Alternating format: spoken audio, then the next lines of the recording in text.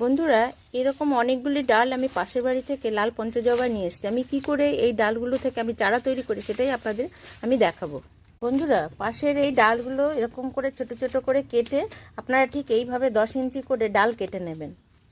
এই দেখুন আমি কতগুলো ডাল কেটে নিয়েছি, দেখতে পাচ্ছেন? এই যে আমার বালি লাগবে, এই দেখুন আমি বালি নিয়েছি এবং এই যে একটা টব নিয়েছি, ভেতরে আমি কিছু কার্ডবোর্ড দিয়ে দিয়েছি, দেখতে পাচ্ছেন তো? এই দেখুন আমি কিছু কার্ডবোর্ড আমি টবের ভেতরে দিয়ে দিয়েছি। আর লাগবে বন্ধুরা, এই দেখুন অ্যালোভেরা কুচি আমি জলের মধ্যে মিশিয়ে নিয়েছি। রুট হরমোন, এই দেখুন।